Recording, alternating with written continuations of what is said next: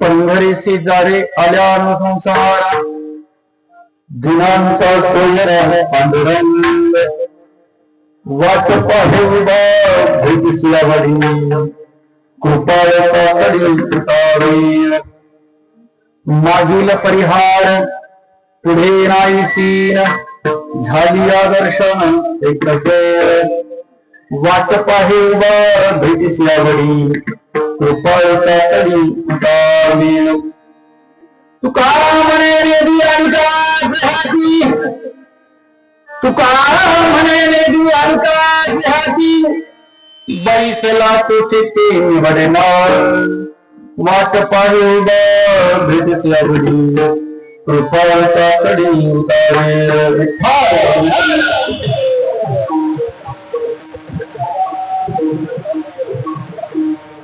वक्रतुंड महाकाय सूर्यकोटि समप्रभ निर्विघ्नं कुरुते सर्वकार्येषु सर्वदा गुरुर्ब्रह्मा गुरुर्विष्णु गुरुर्देवो महेश्वरा गुरु साक्षात् परब्रह्म तस्मै श्री गुरवे नमः नमो विठ्ठला राजया पांडुरंगा नमो रुक्मिणीमौलिना नमो कुंडलिका नमो चंद्रभागा नमस्कार मोठा रुक्मिणी पांडुरंगा पांडुरंगा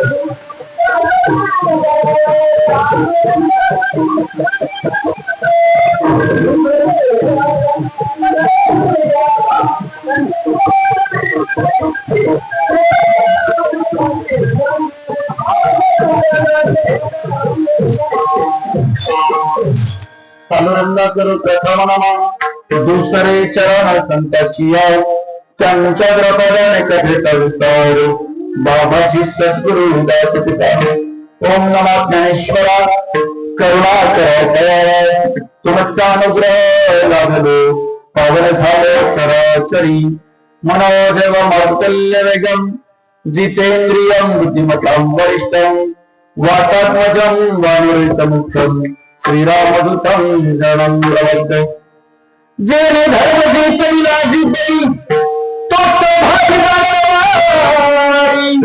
जो काय उपराजयाची कुणी त्याला छत्रपतीची चरण कमळी शास्त्र नमन करीत तो विठ्ठल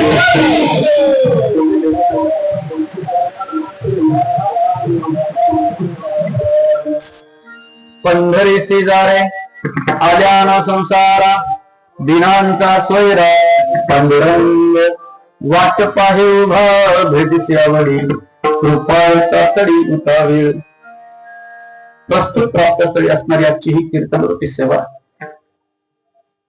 गेली 76 वर्ष चालू असलेला हा अखंड नामयज्ञ सोहळा आणि अखंड नामयज्ञ सोहळ्यासाठी लागीचा असणारा हा 5वा दिवस आहे. मज पामर आहे काय थोडं पायीची वाहन पायबरी माझ्यासारख्या एका अल्पमती अल्पज्ञानी पामराकडे आजची ही सेवा आलेली आहे. खर तर तुम्ही माझं परम भाग्य समजतो, कारण रामरायाच्या पदस्पर्शाला पावन झालेल्या या भूमीमध्ये की या भूमीचा जर विचार केला तर प्रभू रामाचा पदस्पर्श नुसताच पदस्पर्श नाही तर ज्या ज्यावेळी या भूमीमध्ये एखादा महात्मा उभा राहतो, वक्तृत्वाला सुरुवात करतो, त्याच्या शब्दाला वक्तृत्वाला धार देण्याचं सामर्थ्य या भूमीत आहे. अशी पवित्र पावन भूमी म्हणजे आपली ही रामवाणी. आणि या रामनगरीमध्ये आज चिंतनासाठी निवडलेला अभंग देहूचे सुप्रसिद्ध साधू संत श्रेष्ठ जगद्गुरु तुकोबरा आहे. या विश्वामध्ये जगद्गुरु 3. किती जगद्गुरु मावशी? किती जगद्गुरु? 3च. या विश्वात जगद्गुरु 3च. पहिले जगद्गुरु कृष्णं वंदे जगद्गुरु, दुसरे जगद्गुरु आद्य गुरु शंकराचार्य आणि तिसरे जगद्गुरु संत श्रेष्ठ तुकोबरा आहे. यांच्यानंतर जगद्गुरु झालेच नाही, स्वतःला म्हणून घेणारे असतील, पण जगद्गुरु तुकोबरा यांच्या नंतर 4था जगद्गुरु कोणी नाही. मग असे हे जगद्गुरु तुकोबरा आजच्या या अभंगामधून तुम्ही आम्हाला उपदेश करतात. काय करतात? उपदेश करतात. का बरं त्यांना असं वाटलं असावं उपदेश करावा म्हणून? कारण जगद्गुरु तुकोबरायांच्या सर्व अभंगाची रचना जर पाहिली तर जगद्गुरु तुकोबरायांनी कोणाशी ना कोणाशी तरी केलेला संवाद सापडतो आपल्याला. पहा, कधी जगद्गुरु तुकोबरा या स्वतःच्या मनाशी बोलतात. नको नको मना गुंतू माया जाळी, काळ आला जवळी ग्रासावया. स्वतःच्या मनाबरोबरचा केलेला संवाद आहे जगद्गुरु तुकोबरायांनी हा. आणि ज्या ज्यावेळी जगद्गुरु तुकोबरायांच्या लक्षात येतं त्याने हा समाज कुठतरी बुडते हे जन न देखवे डोळा येतो कळवळा म्हणून या. अज्ञानाचा पडदा जो डोळ्यावर बसलेला आहे तो अज्ञानाचा पडदा दूर करायचा असेल तर काहीतरी उपदेश करावा लागेल. म्हणून हातापाया पडून सांगतात समाजाला, लागोनी पाया विनवित तुम्हाला, करे टाळी बोला मुखी नाम. हातानं टाळी मुखानं नाम बोलत चला. हात जोडून पाया पडून विनंती करतायत. कधी कधी तुकोबरायांचा संवाद देवाबरोबर आहे. देवा ताईसा करी उपकार, देहाचा विसर पाडीमुळे. देवाबरोबर केलेला संवाद आहे. आणि या ठिकाणी मात्र जगद्गुरु तुकोबरायांनी समाजाबरोबर केलेला संवाद का बरं करावा लागला? पार्श्वभूमी काय, पूर्वपीठिका काय? अभंगाची काहीतरी पूर्वपीठिका असते, त्याशिवाय अभंग स्फुरले जात नाही. तुम्हाला माहिती नसेल पण कान देऊन ऐका. माझ्या जगद्गुरु तुकोबरायांनी 4064 अभंग गाथ्यामध्ये सापडतात. 4064 अभंग गाथ्यामध्ये सापडतात खरे, पण ते 4064 अभंग गाथ्यामध्ये उतरवण्या अगोदर माझ्या तुकोबरायांच्या जिभेला किती वेळा चटका बसला असेल माहितीये? तुम्ही म्हणाल चटका कशाचा बरं? जगद्गुरु तुकोबरायांचा एक नियम होता, अलिखित नियम होता की ज्या ज्या वेळी एखादा अभंग स्फुरला जाईल, ज्या ज्या वेळी एखादा अभंग स्फुरला जाईल त्याच्या वेळी एक लोखंडाचा छोटासा तुकडा विस्तवामध्ये लालगुंद करायचे आणि तो लालगुंद झालेला लोखंडाचा तुकडा स्वतःच्या जिभेवर ठेवायचे. जर जिभेला दाह झाला नाही तरच तो अभंग गाठ्यात उतरवला जायचा आणि जर जिभेला दाह झाला तर अभंग गाठ्यात उतरवला जात नव्हता. मला सांगा 4064 अभंग जर गाठ्यामध्ये पाहायला मिळतात तर माझ्या तुकोबरायांच्या जिभेला किती वेळा चटका बसला असेल, तर माझ्या तुकोबरायांच्या जिभेला किती वेळा यातना झाल्या असतील, तर माझ्या तुकोबरायांच्या जीवाला किती सहन करावं लागलं असेल. कशासाठी? फक्त आणि फक्त समाजासाठीच. कशासाठी? फक्त तुमच्या माझ्यासाठीच ना. का बरं तुमच्या माझ्यासाठी?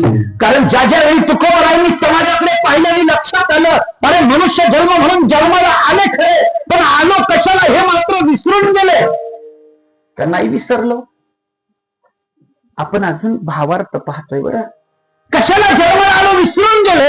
दुःखानं व्यतीत झालेला साधक ज्यावेळी तुकोबरायांकडे आला आणि तुकोबरायांना बोलू लागला, तुकोबा आम्ही ज्या ज्यावेळी तुम्हाला पाहतो त्यावेळी प्रसन्न मुद्रा दिसते तुमची, आम्ही ज्या ज्यावेळी तुम्हाला पाहतो त्यावेळी तुमच्या चेहऱ्यावर आनंद तरंग दिसतात, पण वस्तुस्थिती पाहिली तर एक पत्नी अन्न अन्न करून मेली. पहिली पत्नी अन्न अन्न करून मेली ही वस्तुस्थिती आहे. आणि हे सगळं असताना सुद्धा तुमच्या चेहऱ्यावर हा जो आनंद दिसतो ना, याचं नेमकं गमक काय? असे तुम्ही कोण? आणि तो आनंद जर आम्हाला प्राप्त करून घ्यायचा असेल, जे सुख जर आम्हाला मिळवायचं असेल, तर आम्ही नेमकं काय करावं असा जेव्हा प्रश्न निर्माण झाला त्यावेळी तुकोबरायांनी सांगितलं की बाबा रे, हा जर आनंद मिळवायचा असेल, हे जर सुख मिळवायचं असेल, तर तुम्हाला पंढरीला जावं लागेल. तिथल्याशिवाय दुसऱ्या कुठेही तुम्हाला हे सुख मिळणार, सुख मिळणार पंढरी शिवाय कुठेही सुख मिळणार नाही. मग तुकोबरायांनी सांगितलं, पंढरी सिदारे आल्या संसार दिनांचा पंढरीला का जा, तर अन्य ठिकाणी तुमचे माझे वेगवेगळे सोयरे असतील हो. पण जो पंढरीमध्ये आहे ना, तो दिनांचा सोयरा आहे, तो दिनांचा सोयरा आहे. आणि तो सोयरा आजकाल सोयरा दारात आला तर दरवाजा लावून घेण्याची पद्धत सुद्धा झाली. आलाय बाबा खरा, पण काय मागायला आलाय का काय कुणास ठाऊक.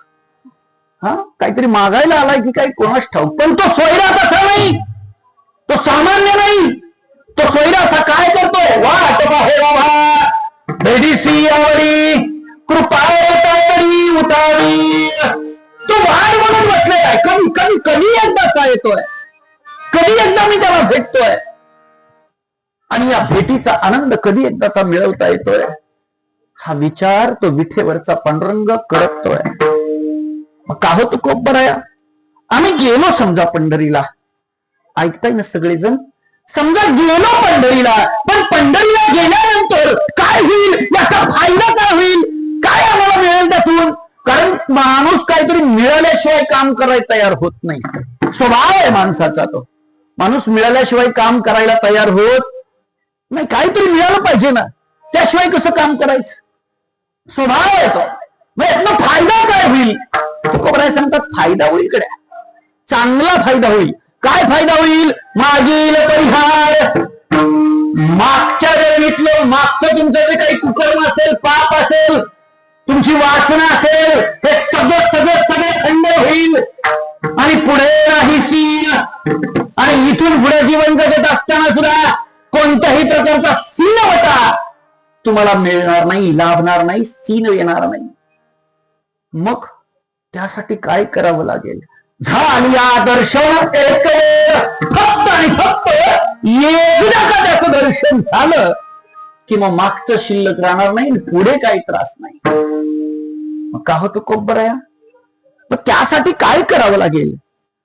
तर म्हणले, जसं आम्ही त्याला हृदयामध्ये साठवून ठेवला काय, तसा तुम्हाला साठवावा लागेल. आणि तसं केल्यानं काय होईल, तर तो तुम्हाला अनेकाच्या हाती देणार नाही. अनेक म्हणजे काळ, अनेक म्हणजे यम, अनेक म्हणजे मृत्यू तुम्हाला यमाच्या हातात देणार नाही, तुम्हाला काळाच्या हातात देणार नाही. तुका म्हणे नेदी आणि काळाचे हाती, तो तुम्हाला दुसऱ्याच्या हातात देणार नाही. मग त्यासाठी काय करावं लागेल? बैसला तो चित्ती निवडेना विठ्ठल.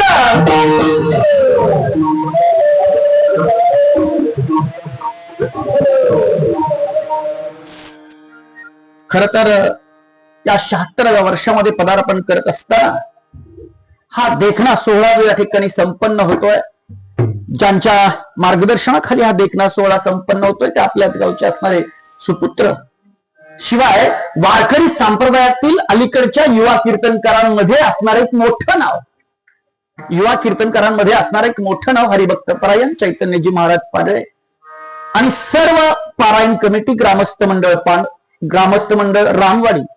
ते पानस आठवलं, नेहमी पानस बोलायची सवय ना, ते पानस आलं तोंडात. ग्रामस्थ मंडळ रामवाडी, खरंच देखणा सोहळा आपण या ठिकाणी साजरा करत आहात. तन मन धनानं सर्व काही देऊन या ठिकाणी आपण हा सोहळा साजरा करत आहात. आणि खरं तर या सोहळ्याला ज्यांच्यामुळे अजून सौंदर्य प्राप्त झालं ते आळंदीमधून आलेले दोन्ही गायक. प्रश्न होता आम्हाला 8-15 दिवस अगोदर, कोण भेटेल कोण भेटेल कोण भेटेल कोण भेटेल. पण खरं सांगू का की इंद्रदेवानं इथं यावं आणि गंधर्वानं गायला सुरुवात करावी, अशा पद्धतीनं आपण दोन्हीही गाणगंधर्व गाणं कोकिळा या ठिकाणी उपस्थित झालात आणि खऱ्या अर्थाने या कार्यक्रमाचं सौंदर्य वाढवलं. आणि दुसरं सांगायचं म्हणजे मेलेल्या जनावराच्या कातड्यातून बोल बाहेर काढायचे. इतकं सोपं आहे का? जिवंत माणसाला सांगितलं ना विठ्ठल म्हण, म्हणत नाही ते. जिवंत माणसाला सांगितलं ना विठ्ठल विठ्ठल म्हणा, नाही म्हणणार. पण मेलेल्या जनावराच्या कातड्यामधून विठ्ठल विठ्ठल सारखे बोल बाहेर काढण्याची क्षमता ज्याच्या हातात आहे ते आमचे निखिलजी महाराज आणि खऱ्या अर्थानं हार्मोनियमची साथ करणारे आमचे सर, सर्वच शूटिंग करणारे दादा. योग्य तेवढं शूट करा, बाकीचं डिलीट मारा बरं का, नाहीतर हल्ली कीर्तनकारांवर लय मोठा घोटाळा असतोय. हो, ते जेवढा एक शब्द चुकीचा येईल तेवढाच पुढे जाणार, सगळीकडे प्रसार होणार. ही अडचण असते, तेवढी एक जबाबदारी घ्या. या ठिकाणची असणारे सर्व भजनी मंडळ असतील, वारकरी संप्रदायातील मंडळे असतील, या सोहळ्याला साथ करणारे पडद्यामागचे काही कलाकार असतात, दिग्दर्शक म्हणून काम करणारे. हे पडद्यामागचे कलाकार सुद्धा खूप महत्वाचे असतात. या सगळ्यांच्या समूहानं, शिवाय मंडप पण छान आहे बरं का यावर्षी. पहिल्या दिवशी मी पाहिलं तेव्हा समाधान वाटलं आणि त्याच्या जोडीला साऊंड सिस्टीम अप्रतिम छान. माझ्या माहितीनुसार गुरुदत्त ना, हा पण गुरुदत्त साऊंड सर्व्हिस ना काहीतरी, मग पार्टे आडनाव झालं, साऊंड सर्व्हिसचं नाव काय? Partey brothers. वा वा, छान. पण साऊंड सिस्टीम छान आहे, बरं वाटलं, खूप छान आहे. असो, या साऊंड सिस्टीम तुम्ही सगळे जमलेले, या सगळ्यांच्या मुळे कार्यक्रमाला हे सौंदर्य लाभलेलं आहे. पण खऱ्या अर्थानं आता सौंदर्य इथून चालू होणार आहे. विठ्ठल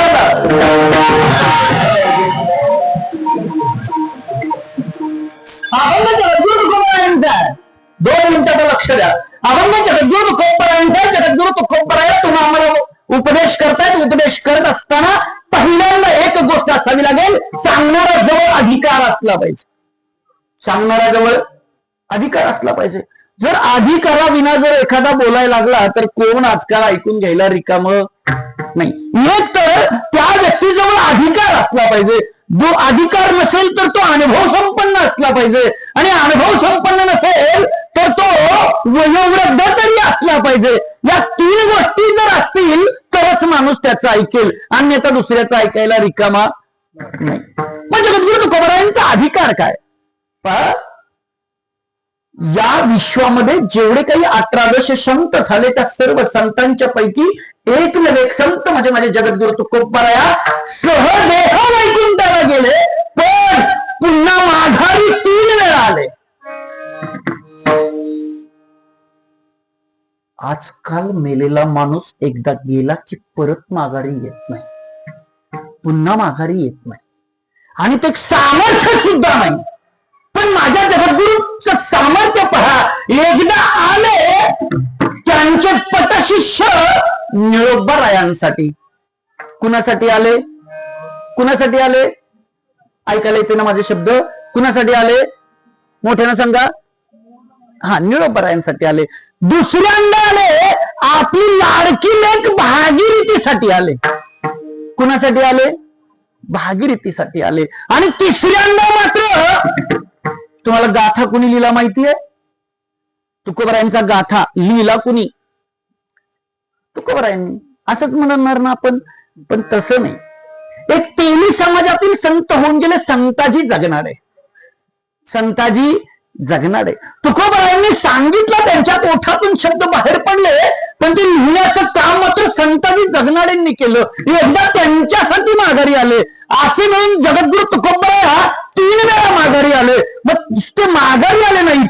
ज्यावेळी भागीरथीच्या गावाला एलवडी नावाचं गाव, एलवाडी, हा, आपल्या पुण्या देहूपासून 4-5 किलोमीटरच्या अंतरात असेल किंवा 7-8 किलोमीटर अंतर असेल. हा, येवलवाडी. येलवाडी काही शब्द सापडतो कधी, येवलवाडी, हा, असं होतं. त्या येवलवाडीमध्ये भागीरथीचं लग्न झालेलं, लग्न करून दिलेलं. त्या देहूगावची एक माळीन मावशी नव्हती. देहूगावची एक माळीन होती. ती माळीन दररोज त्या गावामध्ये भाजी विकायला जायची. बरं, भाजी विकायला गेल्यानंतर माहेरचं कुत्र जरी आलं तरी एकेकाळी जरा अप्रूप वाटायचं. आणि तो तर 400 वर्षापूर्वीचा कालखंड आहे. 16व्या शतकातला, 1608 सालचा जगद्गुरु तुकोबरायांचा जन्म आहे. 400 वर्षापूर्वीचा कालखंड आहे. माहेरचं कुत्र जरी आलं तरी अप्रूप वाटायचं लेकीला.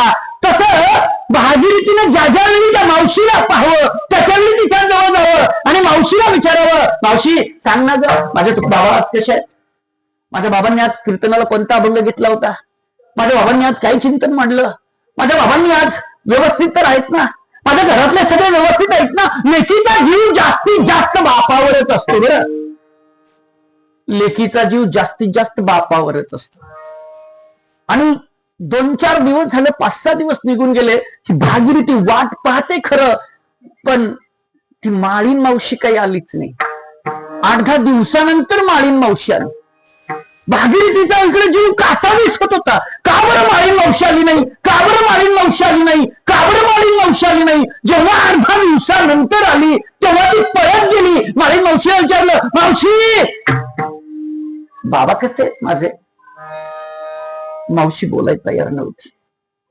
मावशीनं लेकीच्या डोळ्याला डोळा सुद्धा नाही, नजरेला नजर सुद्धा नाही दिली. नजर बाजूला केली. मावशी सांगा ना, माझ्या बाबांची तब्येत बरी आहे ना? माझ्या बाबा सुखरूप आहेत ना? माझ्या बाबांचं काय बरोबर नाही ना? असा एक एक प्रश्न विचारते त्या मावशीच्या डोळ्यातून हुंदका दाटून आला. 2 ते दाटून आला, हुंदका बाहेर पडेल असा झाला. आणि त्याच वेळेला माळीन मावशीला विचारते भागीरथी, मावशी माझे बाबा बरे तर आहेत ना? ते एवढं शब्द ऐकले माळीन मावशी पुटपुटली, तुझे बाबा गेले. काय वाटलं असेल लेकीला? तुझे बाबा गेले, बस एवढे शब्द ऐकले, पोरीनं तिथंच टाहो फोडला. बाबा गेले कोणी? बाबा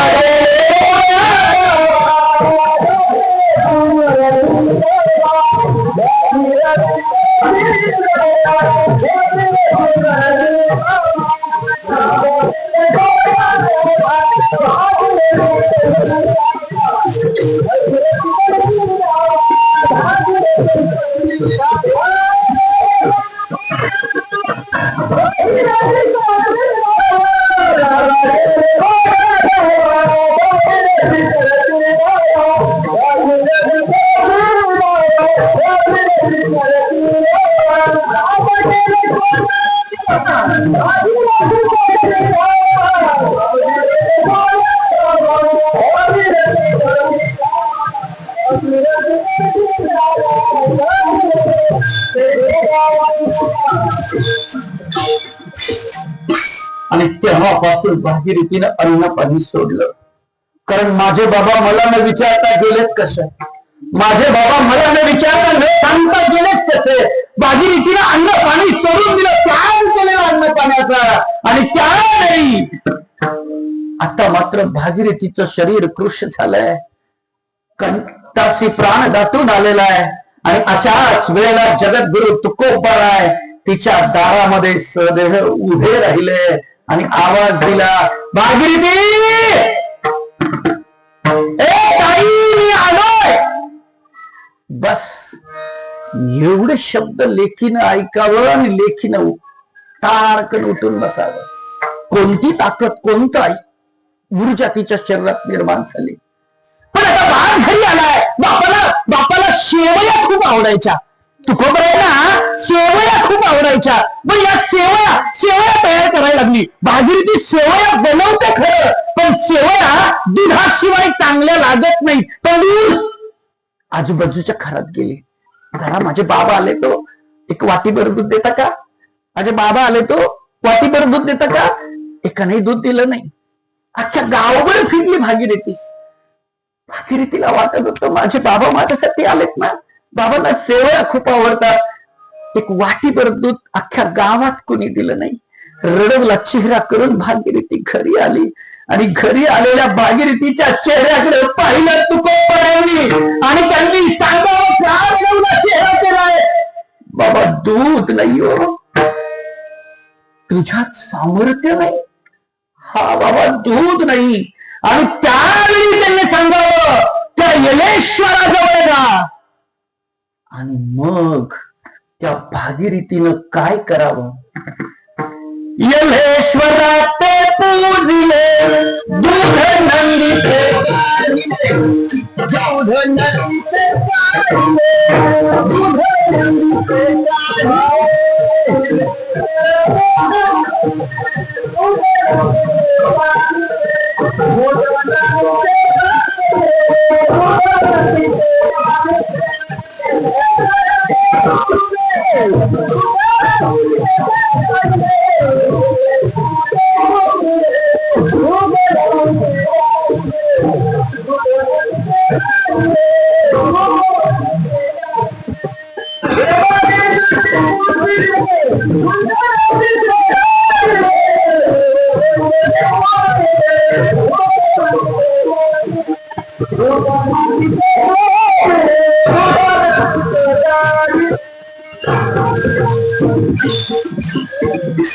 येलेश्वरा ते पूजिले, येलवाडीचा येलेश्वर, येलेश्वरा ते पूजिले, दूध नंदीचे काढिले. आता मला सांगा, शिवशंकराच्या मंदिराच्या बाहेर नंदी असतो, तो जिवंत असतो का दगडाचा असतो? दगडाचा असतो. कशाचा आहे? दगडाचा आहे. बैलाचं दूध काढण्याची द्वापार युगामध्ये सुद्धा एक घटना घडली होती. आठवते का तुम्हाला? ज्यावेळी राधेला पाहिल्यानंतर कृष्ण परमात्मा भुलले आणि गायींच्या गोठ्यात जाण्याच्या ऐवजी बैलांच्या गोठ्यात गेले, आणि बैलांच्या गोठ्यात गेल्यावर तिथं ती यशोदा मैया सांगते, कृष्णा, अरे तू कुठं दूध काढायला गेलाय? त्यावेळी कृष्ण परमात्मा सांगतात, एका स्तनाच्या गायीचं दूध काढतोय. पण प्रत्यक्षात दूध कशाचं काढायला गेले? बैल. पण जिवंत बैलाचं दूध कृष्ण परमात्म्यानं काढावं ही देवाची ताकद, पण संताची ताकद पहा. दगडाच्या बैलाचं दूध काढावं ही संताची ताकद. जर जगद्गुरु तुकोबरायांच्या मुलीची ही ताकद असेल, तर जगद्गुरु तुकोबरायांचा अधिकार काय असेल? तो अधिकार त्यांच्या नावातच रामेश्वर भट्टांनी सांगावा. तुकाराम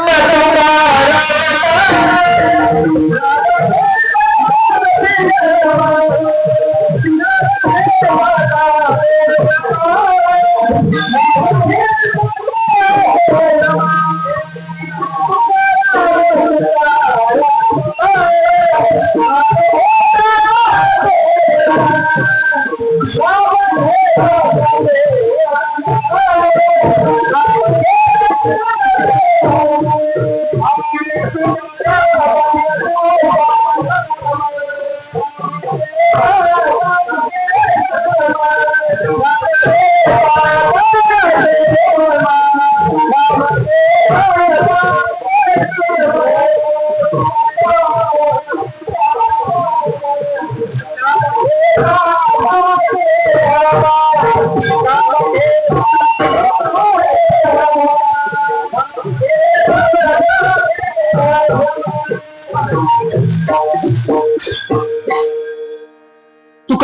तुकाराम नाम घेता कापे यम. नुसतं तुकोबरायांचं नाव घेतलं तरी यम थरथरा कापरतो. ज्या काळाला काळाची भीती तुम्हा आम्हाला आहे, तो काळ सुद्धा तुकोबरायांच्या घरी राबत होता. काळ गुलाम सलाम करी तुकया घरी राबत असे. तुकोबरायांच्या घरी तो राबायचा काळ म्हणजे एवढा जगद्गुरु तुकोबरायांचा अधिकार व अधिकार संपन्न तुकोबरायांनी समाजाकडे पाहिलं आणि लक्षात आलं इथं काही बद्ध आहेत.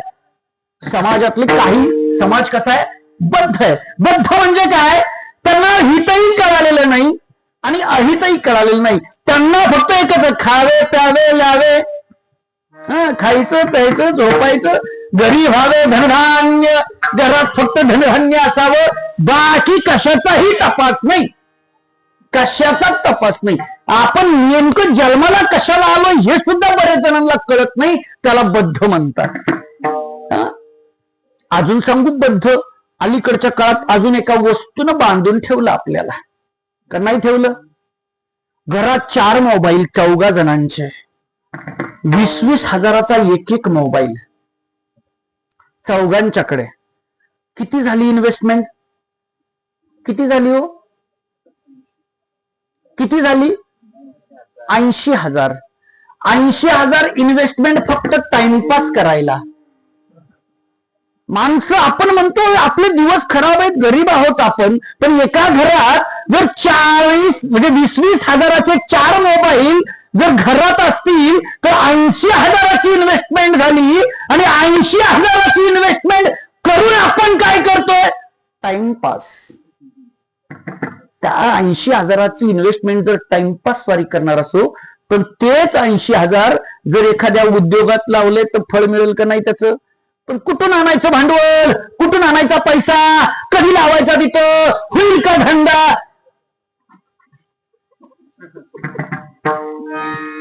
100 प्रश्न, पण घेताना विचार केला का? नाही. अजून चला पुढे, याच्यापासून आपला फायदा की तोटा याचा सुद्धा विचार कोणी केला, त्याला म्हणायचं बद्ध. हे आताच्या काळातलं उदाहरण दिलं, त्याला म्हणायचं बद्ध. किती वेळ रील्स बघतोय ते सुद्धा कळालं नाही, त्याला म्हणायचं बांधून ठेवलं नाही एकाच जागेवर. 2-2 काही जणांना रात्री 2 वाजले तरी कळत नाही, एक एक थोडं ढकलतच असतंय. सकाळी उठत नाही 10 वाजेपर्यंत, सकाळचं कीर्तन असावं. 100 फोन करावे, काय नाही हो महाराज झोपलो होतो. अवघड आहे, अवघड अवघड. म्हणजे प्रश्न असा आहे, किती बांधून ठेवलं आपल्याला त्या एका वस्तूनं, त्याला तुकोबरायांनी बद्ध म्हटलं. पुढे चला, काही जण साधक वृत्तीचे दिसले. तुकोबरायांना काही जण साधक वृत्तीचे दिसले, तू त्यांच्या मनात एक धडपड होती, काही उद्धार पावे.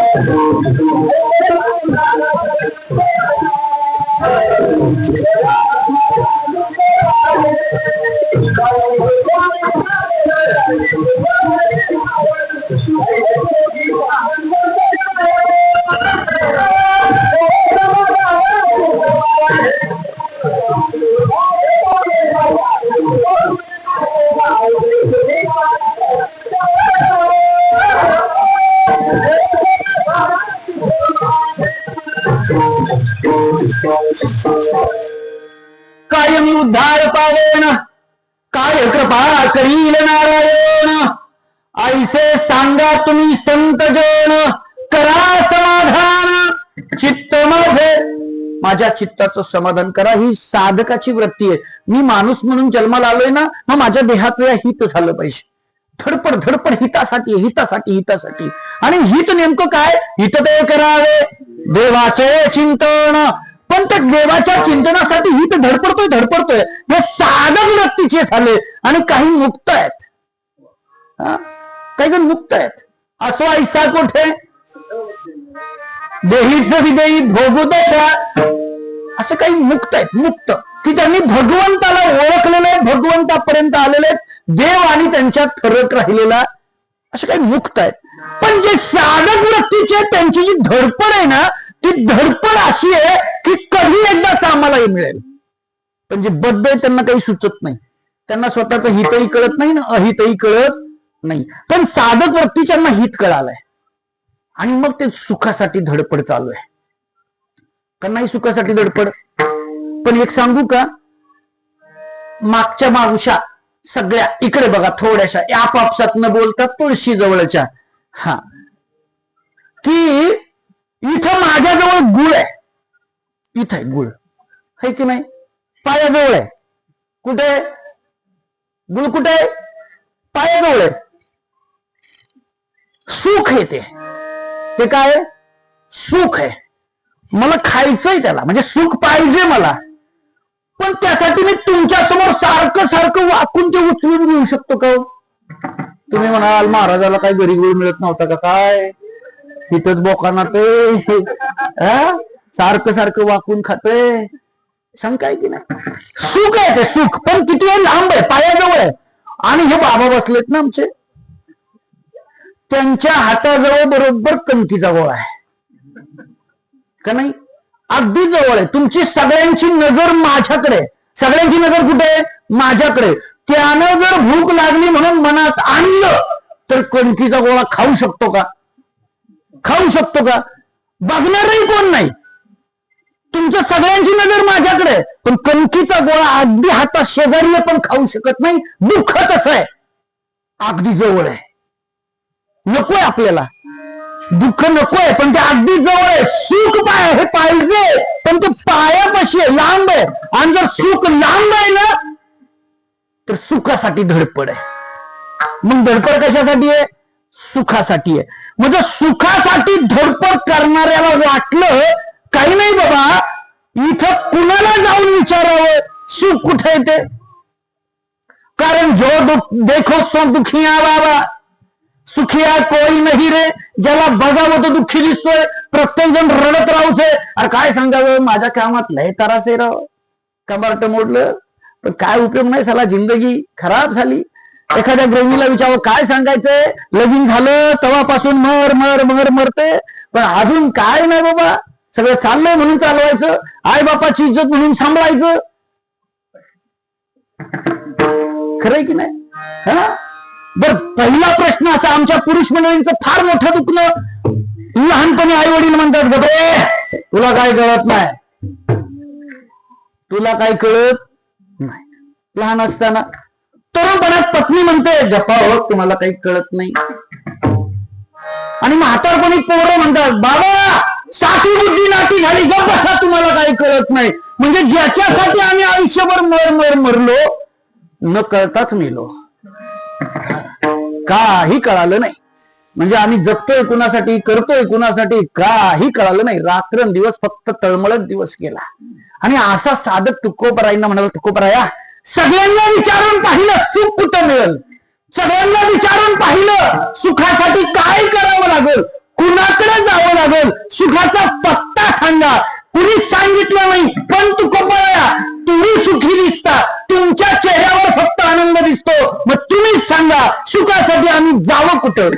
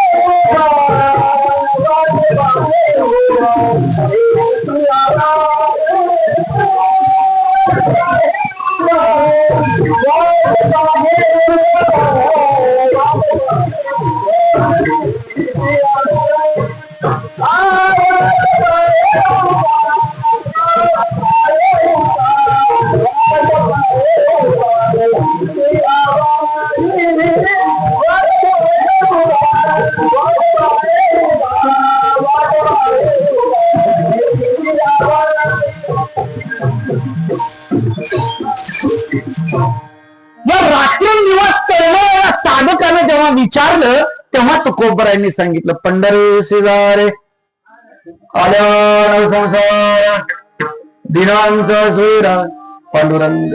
तुम्हाला पंढरीला जावं लागेल. पंढरीला? तर हो. का बरं पंढरीलाच का?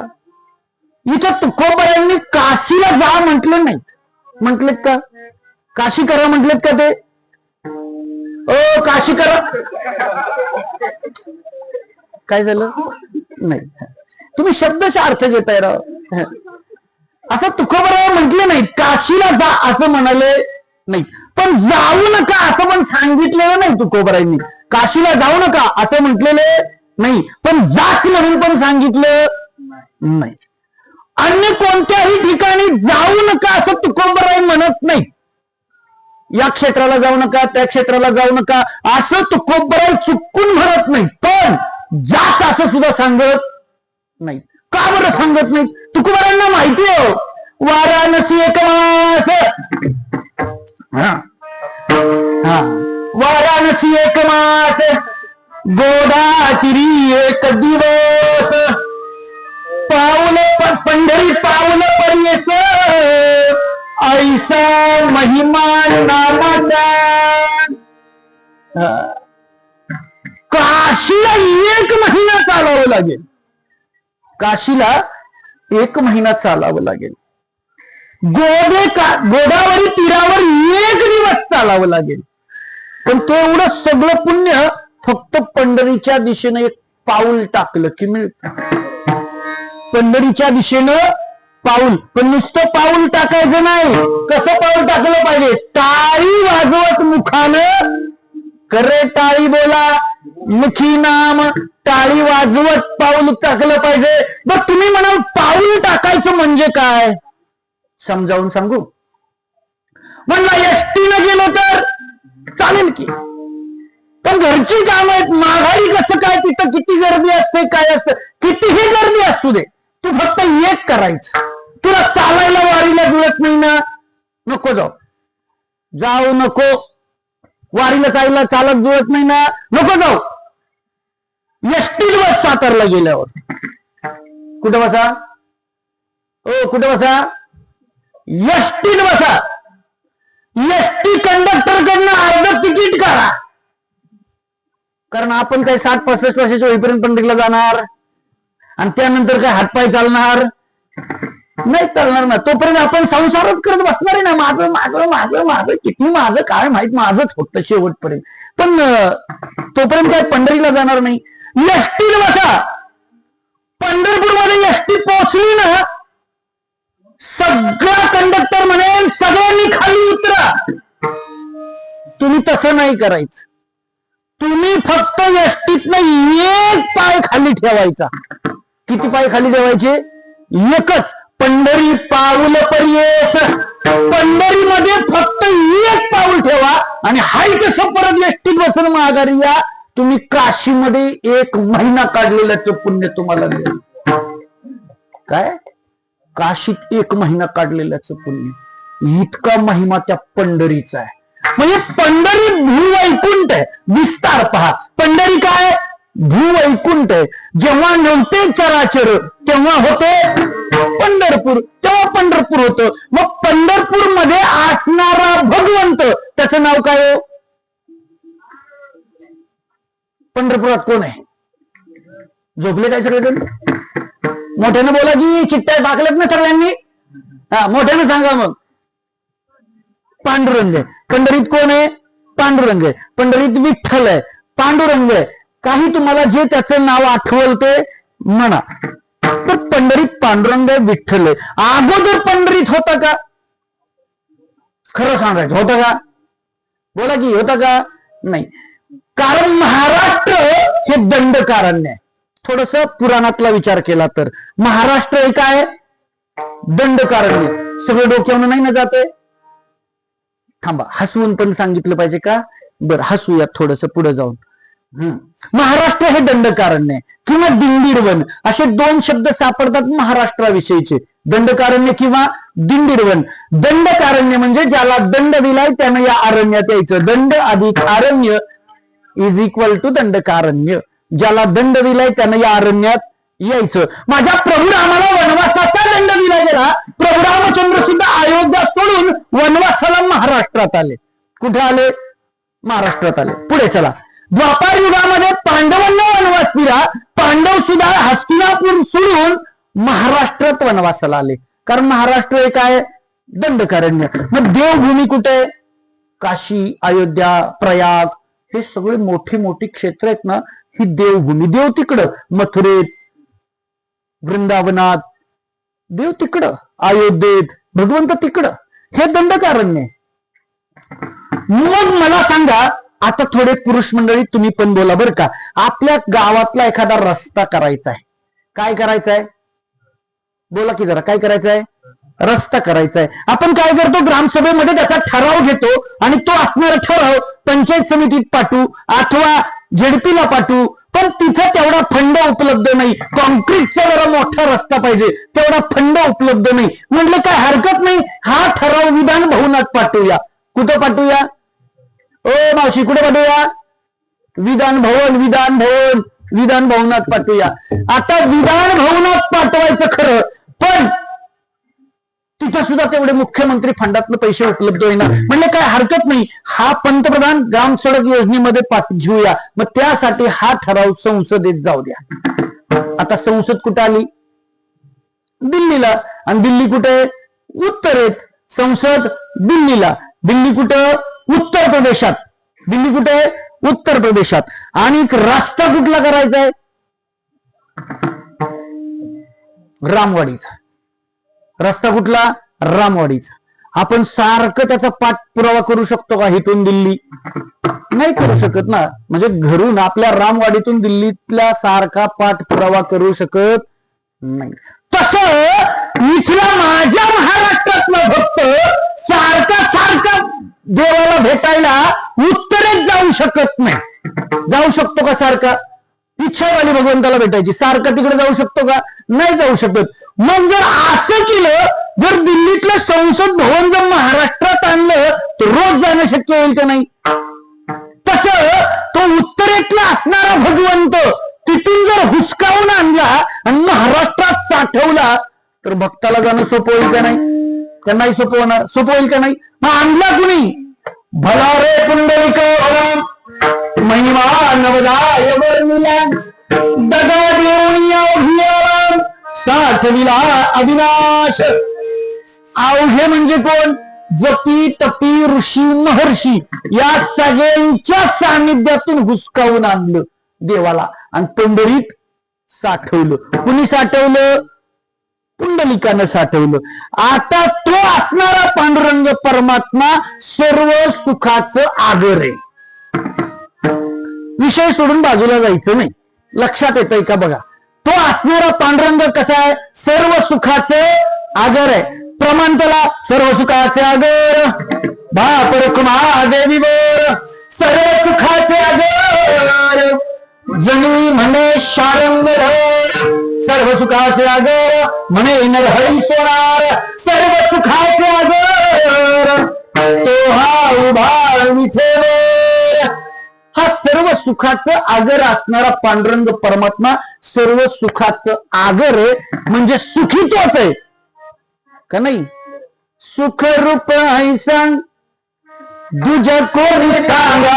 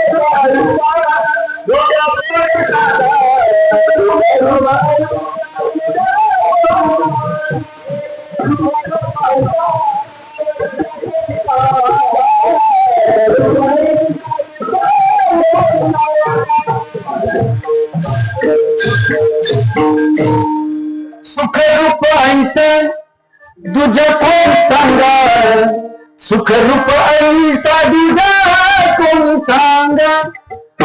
पांडुरंगासारखा दुसरा कोणी सुखी नाही. आणि तुम्हाला आम्हाला सुखाची अपेक्षा आहे. मग जर सुखाची अपेक्षा आहे ना, तर मग पंढरी शिवाय आल्या संसार. बर मग पंढरीला गेल्याशिवाय सुख मिळणार नाही. बर पंढरीला का सुख मिळणार नाही? मग ते असणारं पंढरपूर नेमकं आहे कुठं? भीमा तीरी एक वसविले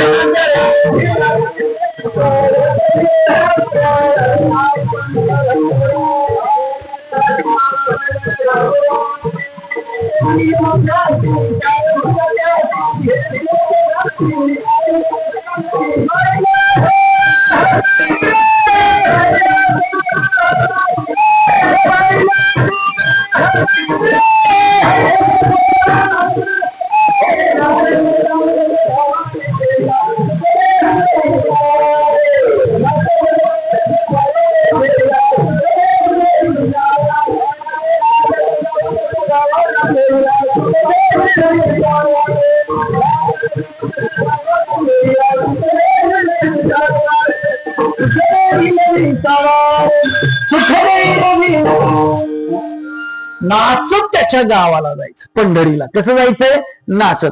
बर पंढरी सिगारे आल्यानो संसारा कसं जायचं? नाचत जायचं. तिथे गेल्यावर काय मिळेल? सुख देईल विसावा रे. तिथे गेल्यावर सुख मिळेल आणि विसावा मिळेल. मग का होतो कोब्बराया? आम्ही गेलो खरं तिथं, जाऊ आम्ही, तुम्ही सांगताय म्हणून जाऊ, पण तो पांडुरंग आम्हाला घरात घेईल का? का नाही घेणार? घरात घेईल का? अरे का नाही घेणार?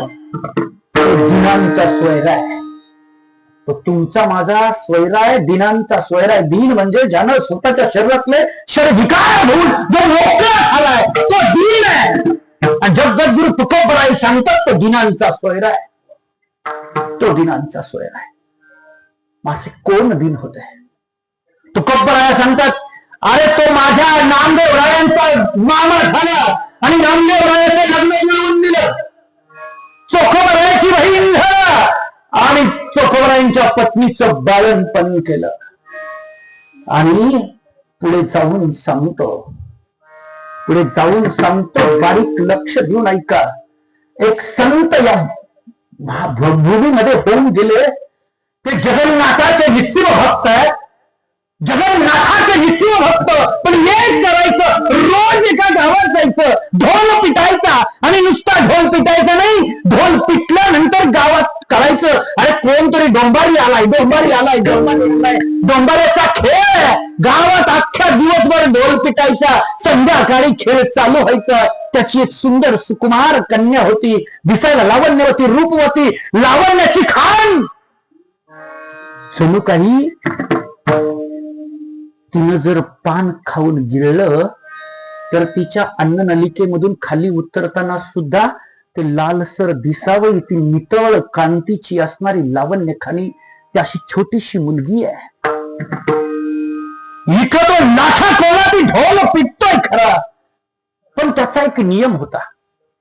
जे काही पैशावरचे गोळा होतील, जे काही साहित्य गोळा होईल, ते सगळं एकत्र करायचं आणि त्याचा एक भाग स्वतःला कशासाठी, उदरनिर्वाहासाठी ठेवायचा आणि उरलेलं जगन्नाथाला देऊन टाकायचं.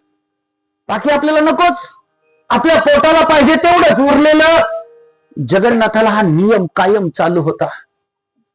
आणि अशाच वेळी एका गावामध्ये लाख्या कोलाट्याचा खेळ चालू झाला.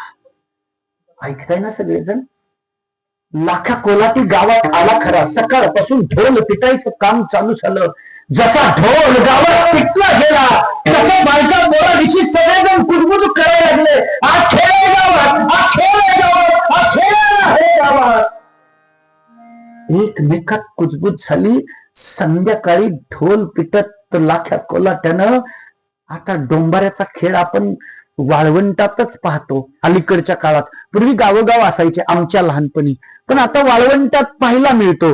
2 काट्या रवलेल्या, त्याला मध्ये एक रस्सी बांधलेली, पलीकडच्या 2 काट्या, खाली तो कोलाटी ढोल पिटत असतो आणि त्याच्यावरून त्याची मुलगी हातामध्ये काही न धरता केवळ स्वतःच्या पायाचा बॅलन्स करत इकडं तिकडं येत जात असते. जर ती खाली पडाली तर कपाळ मोक्ष होईल.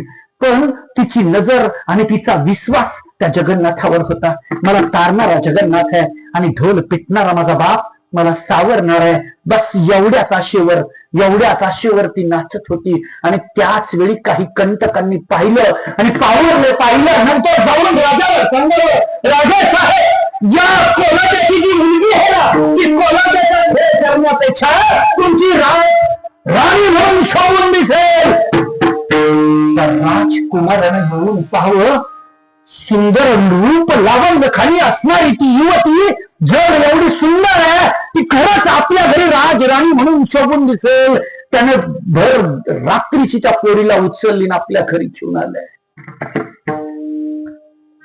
आता फक्त बाप राहिलाय. त्यानं त्या जगन्नाथाला साकडं घातलं. हे जगन्नाथा, अरे माझ्या सेवेत काय कमी जाणवली तुला?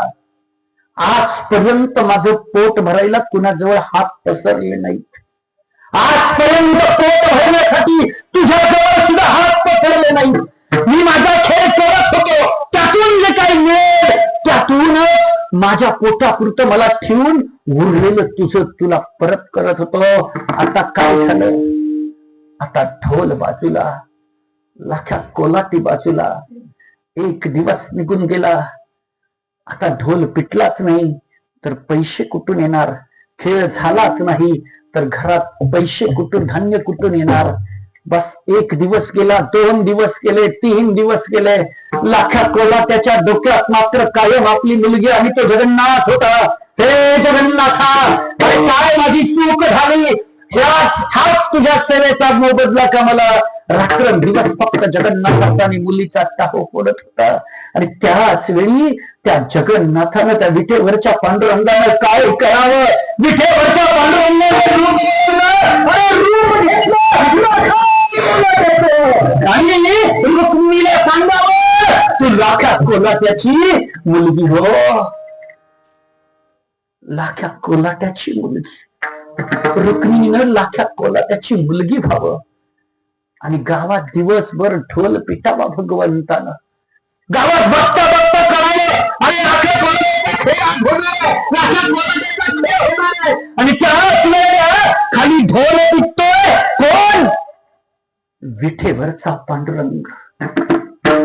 आणि दोरीवर नाचते ना ती माझी रुक्मिणी आहे हो, जी आम्हाला पैशासाठी लक्ष्मी नाचायला लावते ना, ती त्या दोरीवर नाचते. आणि लाख्या कोलाटीचं रूप घेऊन माझा विटेवरचा पांडुरंग परमात्मा ढोल पिटतोय. पण ते पाहिल्यानंतर ज्या समाज कंटकांनी त्या राजपुत्राला जाऊन सांगितलं होतं, ते समाज कंटक आहे. पाहता तर ती मुलगी त्या तारेवर नाचताना, त्या रशीवर चालताना पाहायला मिळते. अरे राजकुमारांवर तिला पळवून नेली होती, तर इथं आली कोण म्हणून सांगायला गेले. तसा राजकुमार बोलतो, अरे तिला मी बंदी खाण्यात ठेवले. जाऊन पाहतात तर ती बंदी खाण्यात दिसते, आणि येऊन पाहतात तर इथं रशीवर नाचताना दिसते. अरे हे जेव्हा भ्रमित झाले, सगळा सगळा सगळा गोळा झालेला पैसा माझ्या पांडुरंगाने उचलावा आणि निघून त्या लाठ्या कोलाट्याच्या जवळ ठेवावा आणि निघून जावं. पण इकडं मात्र ज्या मुलीला ठेवली होती ना कोंडून, त्या राजपुत्राची मती बदलली आणि त्यानं त्या लाख्या कोलाट्याच्या मुलीला सुखरूप आणून परत सोडलं. दिनांचा सोयरा पांडुरंग, तो दिनांचा सोयरा आहे. तो कोपराया हे तर लाखा होतं, पण तुमचं स्वतःचा अनुभव काय? स्वट पाहे उभा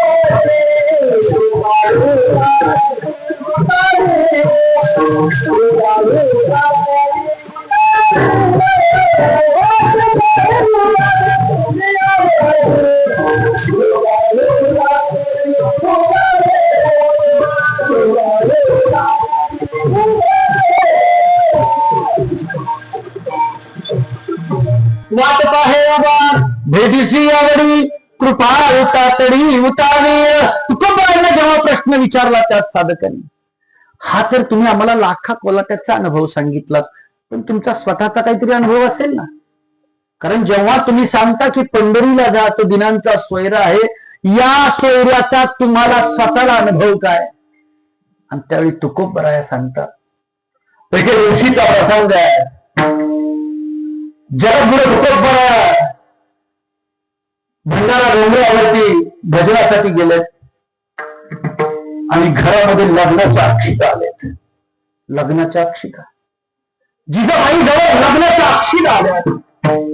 भावकीतलं लग्न आहे, मोठ्या घरचं लग्न आहे आणि लग्नाच्या अक्षिता आलेत म्हटल्याबरोबर संध्याकाळी जेव्हा जगद्गुरु तुकोबराय घरी आले, जेवायला ताटावर बसले आणि एक घास मोडून तोंडामध्ये घालणार त्याच वेळी जिजाबाई बोलत्या झाल्या. जिजाबाई सांगू लागल्या, बहिणी भावकीतलं लग्न आहे, मोठ्या घरचं लग्न आहे, मग लग्नाला गेलं पाहिजे, मग काहीतरी घेऊन गेलं पाहिजे, लग्नाला काहीतरी घेऊन गेलं पाहिजे, लग्नाला काहीतरी घेऊन गेलं पाहिजे.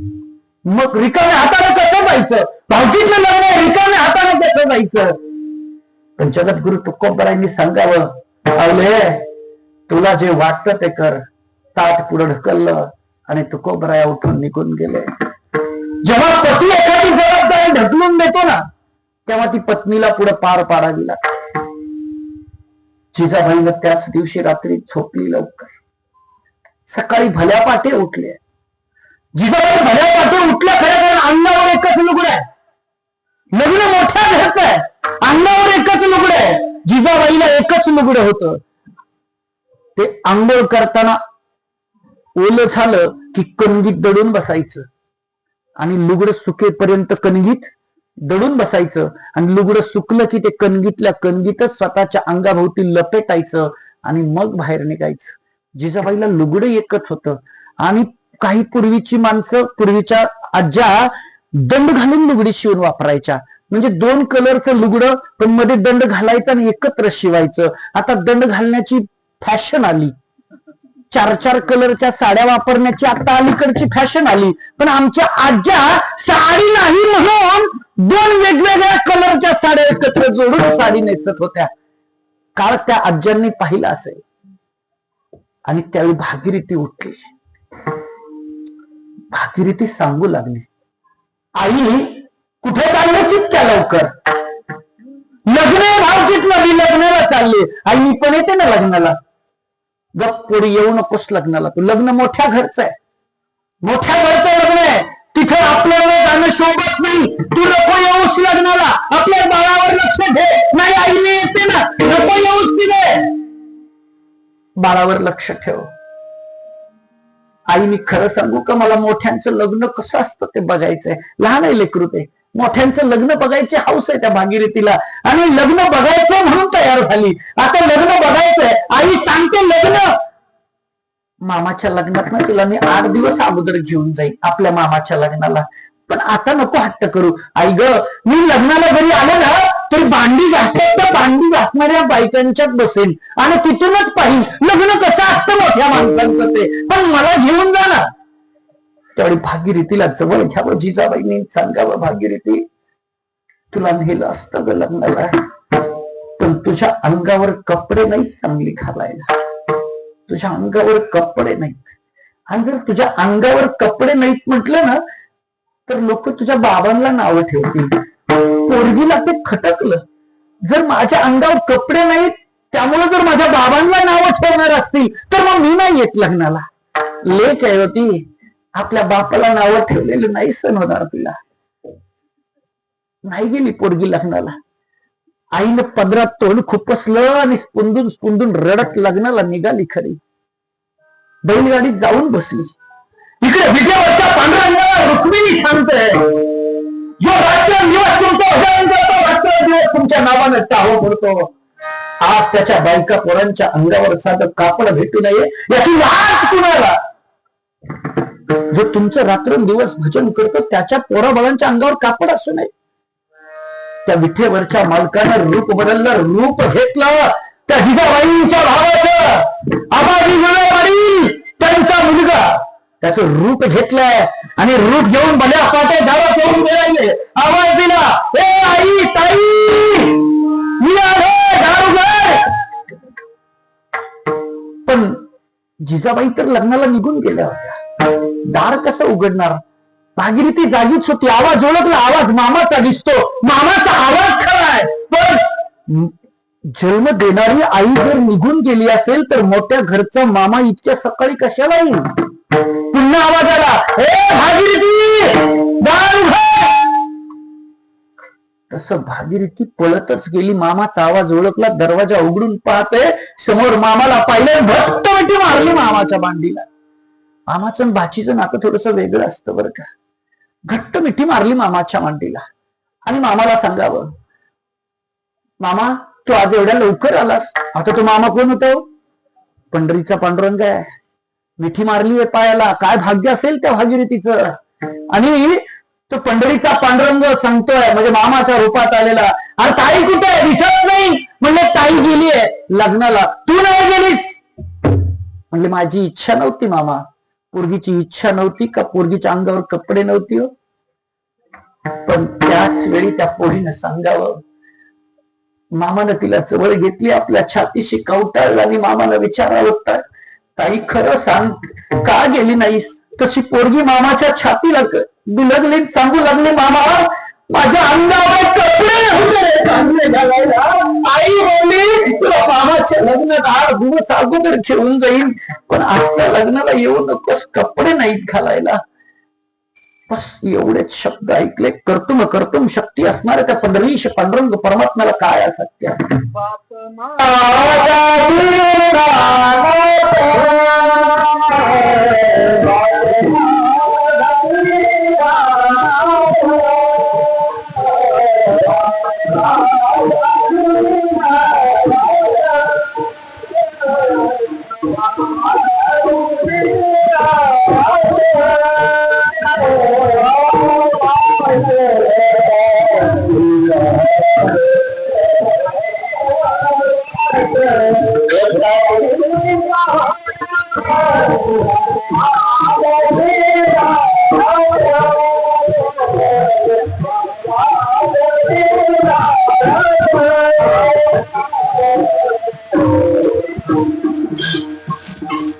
बाप माझा दीनानाथ वाट भक्तांची पाहत. पहा इथं दिव्य अशी वस्त्र तयार केली आहेत आणि नवी कोरी फ्रॉक बघितली की पोरगी लखकलीच, आनंदाने उड्या मारायला लागली. त्याच्या बहिणीसाठी सुद्धा एक साडी घेतली. पोरगी लग्नाला गेली. संध्याकाळी लग्नावरून माझ्या लेखी दोघी घरी आल्या. जगद्गुरु तुकोबराय संध्याकाळी घरी आलेत. घरी आल्यानंतर पाहतायत तर घरात दिवा लावलेला नाही, तरी सुद्धा उजेड पडलेला आहे. दिवा लावलेला नाही तरी सुद्धा उजेड पडलेला आहे. जिजाबाईंना ती नवी कोरी साडी वल्लीवर ठेवली होती, जुनी साडी परत घातलेली. जगद्गुरु तुकोबरायांनी विचारावं, जिजा अरे घरात दिवा लावलेला नाही तरी सुद्धा उजेड पडलाय. म्हणजे काय सांगू, सकाळी माझा भाऊ आला होता आणि त्यानं महागडी साडी आणलीये. त्या साडीच्या जरीचा प्रकाश पडलाय. जगद्गुरु तुकोबराय त्या साडी जवळ गेले तर त्या साडीला बुक्क्याचा, अत्तराचा, चंदनाचा, तुळशीचा सुगंध येत असताना पाहिला. आणि सुगंध पाहिल्या आल्याबरोबर जगद्गुरु तुकोबरायांनी हात जोडले. तुळशी वृंदावनाजवळ आले त्या पंढरीश पांडुरंग परमात्म्याला हात जोडून विनंती केली, हे भगवंता आज माझ्यासाठी खरी आलास, माझ्यासाठी. आणि घरात येऊन जिजाबाईला सांगावं, जिजा आता माणसाने घेतलेला साडीचा कुठं प्रकाश पडतो का. तो विठ्ठलाचा पांडुरंग तुझा भाऊ झाला आणि तुला साडी घेऊन आला. दिनांचा सोयरा पांडुरंग तो दिनांचा सोयरा आहे. आणि तो दिनांचा असणारा सोयरा वाट बघतो. तो वाट बघतो बरं. वाट पाहे उभा बडीशी आवडी कृपाळ तातडी उतावळे. तो उतावळी झालेला उभा आहे. उभा तो कसा आहे, बसलेला आहे का. आता बसलेल्यात उभ्यात फरक सांगतो. समजा इथं एखादा चांगला सळसळता नाग आला, येऊ नाही पण आलाच, सळसळता नाग आला आणि एकदम जर सोळसा करत सुटला, अगोदर पळेल कोण. तुम्ही बसलेले का आम्ही उभे राहिलेले पळणार. तुम्ही पहिला हात टेकणार, मग थोडीशी कंबर उचलणार आणि मग उठायचा प्रयत्न करणार. तोपर्यंत आला साप. म्हणजे उभा आहे तो पहिल्यांदा येणार आहे. मग या उभा याचा अर्थ तत्पर आहे. कधी एकदाचा माझा भक्त येतोय, कधी मी जाऊन त्याला भेटतोय, कधी एकदाची त्याला तडकडून मिठी मारतोय, अशी वाट पाहत उभा येतो. उभा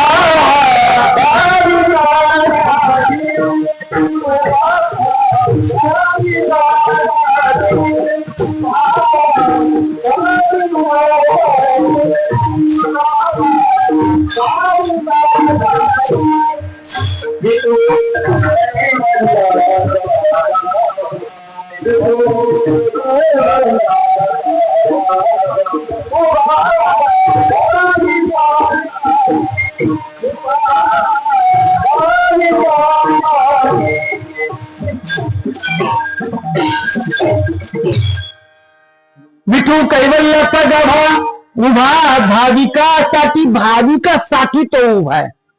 उभा आहे पण कुणासाठी, भाविकासाठी उभा आहे. मग तो उभा असणाऱ्या भगवंत वाट पाहतोय. आपले सोयरे निराळे आणि तो सोयरा निराळा आहे. आपले सोयरे फक्त दिल्या घेतल्याचे. जोपर्यंत आपण देतोय घेतोय तोपर्यंत तो आपला चांगला. एकदा ज्या दिवशी द्यायचं घ्यायचं बंद करू, मायकरांची काय येते बोलायला सुरुवात होते का नाही होत. कारण समाज कसा आहे, आराम के हे सबसंग भावी वक्त पड़ा तब कोई नहीं, मतलब है लोग दुनिया में, यहाँ किसी का कोई नहीं। टिकट मिला है जाने का, डेरा पड़ा स्मशानों में, वहां जलाने वाले लाखों हैं लेकिन जलने वाला कोई नाही। कारण सगळेजण कसे आहेत, आरामाचे सोबती आहेत. आपले जे सोयरे ते फक्त आरामाचे आहेत. जिथं दुःख असेल तिथं सोयरा जवळ येत नाही. आणि मग का हो तुकोबरा, हा सोयरा जर वाट पाहत उभा आहे, जर तो कृपाळू आहे, तर आम्ही त्याच्या जवळ गेलो तर आम्हाला फायदा काय होईल. अभंगाचं तिसरं चरण.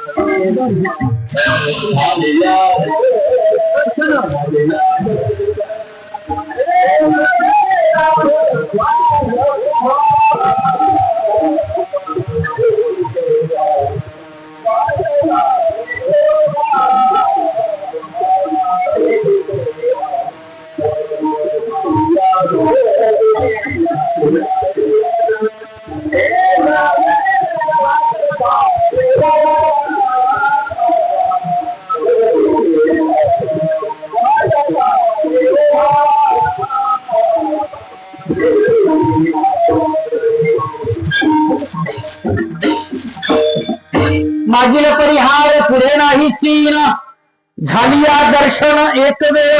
एकदा त्याचं दर्शन झालं की मागचं शिल्लक राहणार नाही. आता तुम्ही म्हणाल मागचं शिल्लक म्हणजे नेमकं काय. माणसाचा जन्म 3 कारणांनी होतो बरं का. पहिलं कारण आहे मागच्या जन्मीची वासना शिल्लक राहिली तरी जन्माला यावं. जन्म घेणे लागे वासनेच्या संगे, वासनेच्या संगती जन्माला यावं लागतं. दुसरं कारण आहे मागच्या जन्मीचं पाप जरी शिल्लक राहिलं तरी सुद्धा जन्माला यावं लागतं. जन्मा येणे घडे पातकांचे मूळ, संचिताचे फळ आपुलिया. मागच्या जन्मीचं पाप भोगण्यासाठी परत जन्माला यावं लागतं. आणि तिसरं कारण आहे मागच्या जन्मीचं कर्म शिल्लक राहिलं तरी सुद्धा जन्माला यावं लागतं. म्हणजे मागलं भोगल्याशिवाय संपत, मागचं भोगल्याशिवाय संपत नाही. मग का होतं कोबरा, तुम्ही तर सांगता इथं एकदा त्याला पाहिलं झाली या दर्शन एक वेळ की मागचंही शिल्लक राहत नाही पुढचंही शिल्लक राहत नाही असं तुम्ही सांगता. आता तुम्हाला थोडं फ्रेश करायचं म्हणून एक उदाहरण देतो बरं का. फ्रेश करायचं म्हणून ऐका जरा बारीक, म्हणजे कळेल फ्रेश कसं होता येते. माहूत माहितीये तुम्हाला, माहूत जो हत्ती हाकतो त्याला माहूत म्हणतात. हत्तीवर बसून हत्तीला बस उठ चालवतो ना त्याला माहूत म्हणतात. असा एका हत्तीवर बसून एक माहूत स्वार होता. चालला होता हत्तीवर बसून. कोण चालला होता हत्तीवर बसून? कोण चालला होता? माहूत हत्तीवर बसून चाललेला. यमानं पाहिलं त्याला. कुणी पाहिलं? यमानं पाहिलं. कुणी पाहिलं? यमानं पाहिलं. आणि यम त्या हत्तीला म्हणाला, यम कुणाला म्हणाला? तुझ्यासारखा ताकदवान तूच, तुझ्यासारखा बलवान तूच. जर मनात आणलं तर एका सोंडेने मोठी मोठी झाडं उचलून टाकशील, एवढा बलाढ्य आणि ताकदवान आहेस. आणि एवढं असताना सुद्धा या छोट्याशा माणसानं बस म्हटलं की तू बसतोयस, उठ म्हटलं की तू उठतोयस, चल म्हटलं की तू चालतोयस. काय कारण याच? हत्ती म्हटला, यम्या तू मेलेल्या माणसाचे फक्त आत्मे घेऊन जातोस. काय घेऊन जातोस? आत्मे घेऊन जातोस. एकदा देहासहित माणूस घेऊन जाऊन बघ ना, मग माणूस काय चीज आहे तुला कळेल. तू तू काय करतोस? मेलेल्या माणसाचे फक्त आत्मे घेऊन जातोस, होय की नाही? मग एकदा फक्त हा देहासहित माणूस घेऊन जाऊन बघ, मग तुला कळेल माणूस काय चीज आहे. यम म्हणलं गड्या हे पण खरे, मी आजपर्यंत काही जिवंत माणूस कोण नेलाच नाही. जे नेले ते सगळे कसे मेलेल्या माणसाचे आत्मेच घेऊन गेले. म्हणला बघतो गड्या. उन्हाळ्याचे दिवस होते आत्ताच्या सारखे. एक कवी होता, कवी असो लेखक असो कायम वही पेन किंवा कागद आणि पेन सोबत ठेवतात. का बरं? त्यांना कधी काय सुचलं की पडदिशी लिहून ठेवता यावं म्हणून. कवी जवळ लेखकाजवळ असं वही पेन म्हणजे कागद पेन सोबत कायम असतो. आणि त्या अंगणात झोपलं होतं खाटेवर, उघडं बमच्या बंब होऊन. उन्हाळ्याचे दिवस होते, अंगणात झोपले, उशाला वही पेन आणि यमाचे यमदूत आले. कोण आले? यमदूत आले. बरं यमदूतांनी काय करावं? त्याला खाटे सहित उचललं, नेलं यमलोकाला. कुठं नेलं? रामोडीला आणलं हो त्याला. कुठं नेलं? यमलोकाला, मृत्यूलोक. हा, यमलोकाला घेऊन गेला. यमलोकाला नेल्यावर हे सकाळचं जागं झालं, जे झोपलं होतं ते. जसं जागं झालं, इकडं तिकडं बघितलं, अरे मी तर काय रामवाडीत दिसत नाही गड्या, मी आहे कुठं? चाचपून बघितलं, मी जिवंत आहे, मी मेलेलो नाही. मी कसा आहे? जिवंत आहे. बरं इकडं तिकडं पाहिलं तर हे आपलं गाव काय दिसत नाही. मग चालत चालत पुढे गेलं तर त्याला एक राजवाडा दिसला, आणि राजवाड्याच्या बाहेर तो हेला बांधलेला किंवा रेडा बांधलेला पाहिला. आणि मग त्याच्या लक्षात आलं, अरे बापरे, आपण ही गंमत झाली का? आपण यमलोकाला आलोय. म्हणजे आपल्या गावात नाही, आपल्या बायका पोरात नाही, आपण आता यमलोकाला आलोय. स्वतःकडे एकदा निरखून पाहिलं, अरे मी जिवंत आहे, मी मेलेलो नाही. बरं आता करू काय? इथं येऊन काही शेती नांगरायची का? दुसऱ्याचा भांडतो करायचंय का? अजिबात नाही. काही दुसऱ्याची कणसं रात्रीत कापून न्यायच्यात का? कर्माच्या बंड्या चोरायच्यात का? काहीच नाही ना. हे इथं यमलोकात जाऊन हे नेमकं करू काय? मग त्याने वही पेन सोबत होतं ना, चिठ्ठी लिहिली. ऐकताय का? चिठ्ठी लिहिली, चिठ्ठी. त्या कवीनं चिठ्ठी लिहिली, दरवाजापर्यंत गेला, तसा द्वारपाला भेटावे, आज जायचं नाही. म्हणजे का? अरे मी आत येतच नाही, ही फक्त चिठ्ठी लिहून दे, तुझा राजा पळत इथं येईल. चिठ्ठी जशी द्वारपालानं हातात दिली, तो द्वारपाल पळत आतमध्ये गेला. यमाच्या हातात चिठ्ठी बघितली, तसा यम पळतच बाहेर आला. पळत आदर सत्कार केला, महालात घेऊन गेला आणि माणसाला गादीवर बसावलं. राजगादीवर, यमाच्या गादीवर कुणाला बसवलं? त्या आलेल्या माणसाला. आणि त्याच्या आज्ञेनं सगळा कारभार चालू केला. तो सांगल तसं. तर आता ह्याला खुर्ची मिळाली तर सोडतोय वे, ते खुर्ची सोडायला तयार नाही. त्यानं काय करावं? जो कुणी यमलोकाला येईल त्याला वैकुंठाला पाठवायचं, जो नरकात येईल त्याला वैकुंठाला पाठवायचं, जो नरकात येईल त्याला वैकुंठाला पाठवायचं. तिकडं वैकुंठात गर्दी झाली. महाविष्णूला वाटलं तो यम काही टेबला खालून घेतो काही कुणाच ठाऊक, सगळी गर्दी इकडं. म्हणजे त्यांना तिकडे काही करप्शन चालू झालं काही कुणाच ठाऊक यमलोकाला. म्हणून महाविष्णू स्वतः यमलोकात आले. पाहिलं दरवाजातनच तर यमानं त्या माणसाला त्या गादीवर बसवलाय, राजगादीवर. आणि यम त्याचे पाय दाबतोय. कुणाचे? माणसाचे. जसं पाय दाबतो हे पाहिलं, तसं आवाज दिला महाविष्णूंनी बाहेर, काय चालवलंय तू? म्हटला कुठं काय? आपण काय चालवलंय? म्हटलं काय? इथं जी नरकाला येतील ती सगळी वैकुंठाला पाठवतोस? हो म्हणला महाराज. आणि ह्या कोण इथं? म्हणले तुम्हीच तर त्याला पाठवलंय ना. म्हणले मी कशाला पाठवलंय? म्हणले बघा तुमच्या हस्ताक्षरातली चिठ्ठी आहे. यमराज तुमचा कालखंड संपलेला आहे. या आलेल्या माणसाला गादीवर बसवा आणि तो सांगेल त्या पद्धतीने पुढे राज्य चालू ठेवा.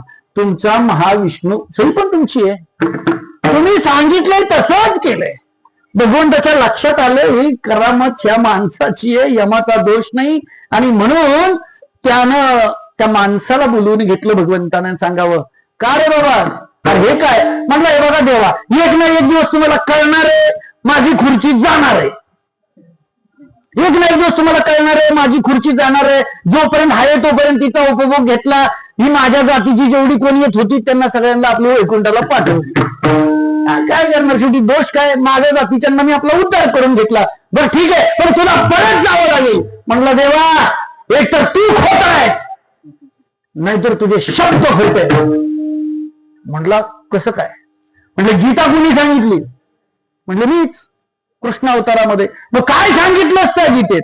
म्हटले काय, जो काय एकदा मला पाहिल, माझं दर्शन घेईल, त्याला पुन्हा जन्मही नाही आणि मृत्यूही नाही. मग भगवंता, अरे मी माझ्या सख्या डोळ्यांनी बघतोय ना तुला, आणि मी जिवंत आहे आणि माझ्या डोळ्यांनी तुला बघतोय. याचा अर्थ माझं मागचं काही शिल्लक राहिलं नाही आणि पुढे काही मला भोगायची गरज नाही, कारण मला जन्मही नाही आणि मृत्यूही नाही. झाली या दर्शन एक वेळ, मागील परिहार पुढे नाही सीन.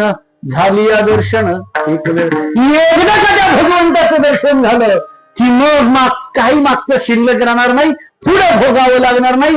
सगळीकडे आनंदाचे डोही, आनंद तरंग, फक्त आनंद आनंदच पाहायला मिळेल. मग का हो तुकोबराया, जर आम्हाला त्याचं दर्शन झालं तर तो काय करील? अभंगाचं शेवटचं चरण. मेबी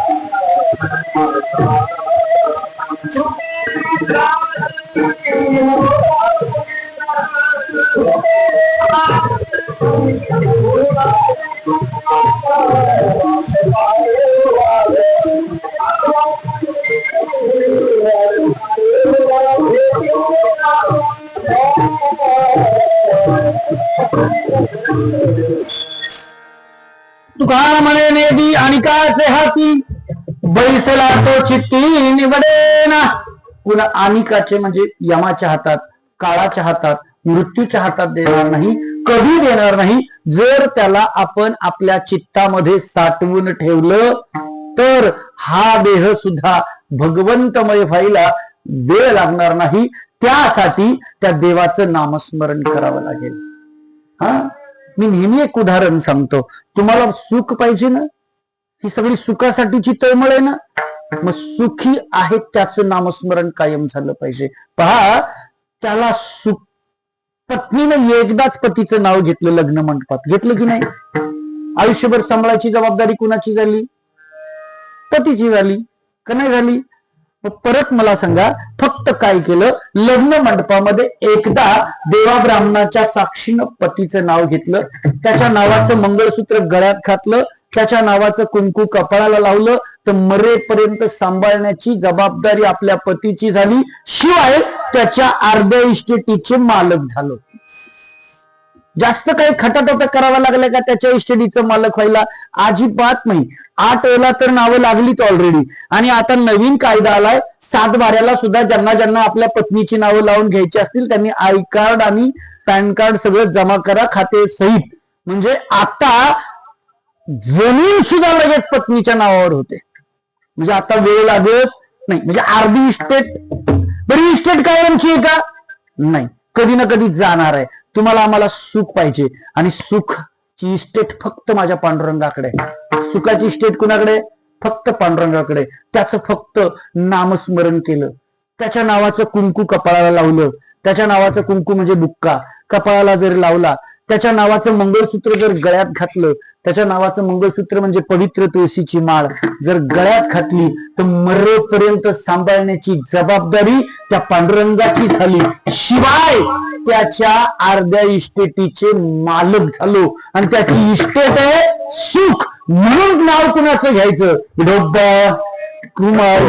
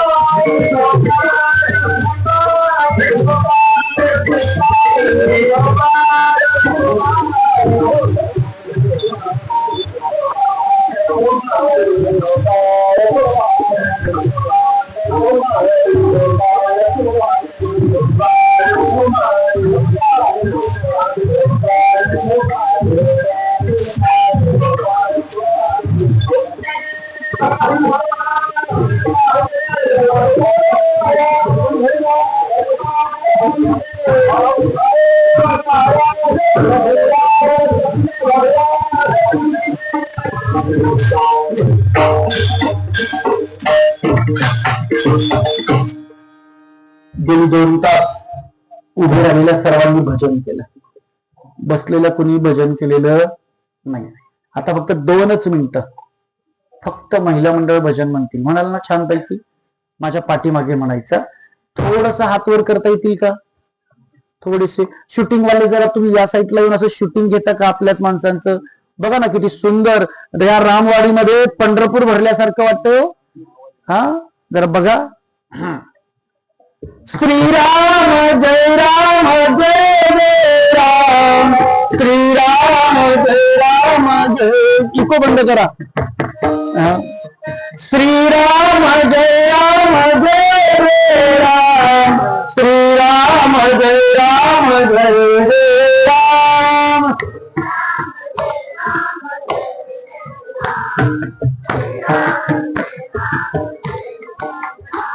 श्रीराम जय राम जय जय राम श्रीराम जय राम जय जय राम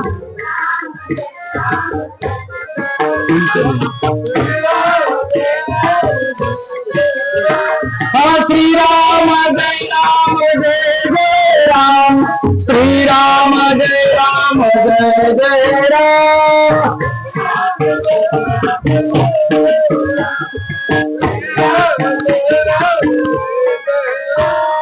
श्रीराम जय राम जय राम श्रीराम जय राम जय जय राम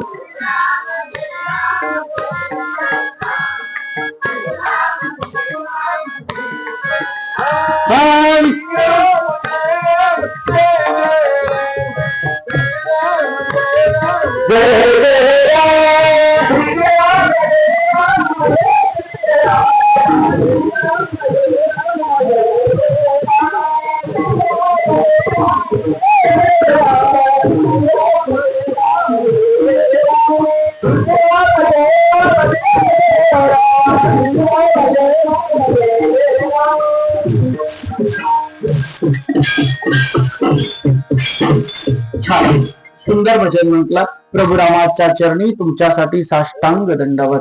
पण याचा अर्थ आमचा सुद्धा आवाज कमी नाही बरं का. या सह्याद्रीचे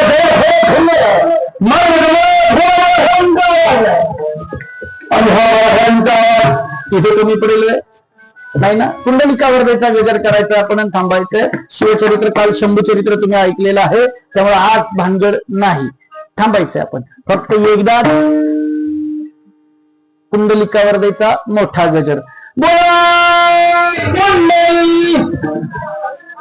श्री ज्ञानदेव पंढरीनाथ माऊली ज्ञानेश्वर जगद्गुरु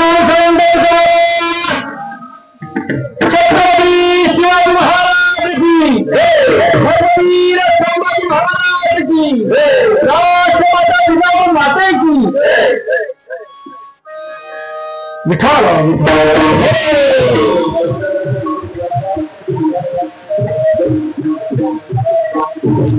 पंढरी तुझारे आल्या संसार दिनांक स्वैरा पांडुरंग वाट पाहे उभा दुधीच्यावरून कृपाळुता कडी उतारे मागील परिहार पुढे नाही सीन झाली या दर्शन एक वेळ वाट पाहे उभा दुधीच्यावरून कृपाळुता कडी उतारे तुका म्हणे नेदी आणि काचे हाती बैतरात चित्ते निघविला वाट पाहे उभा दुधीच्यावरून कृपाळुता कडी ज्ञानेश्वर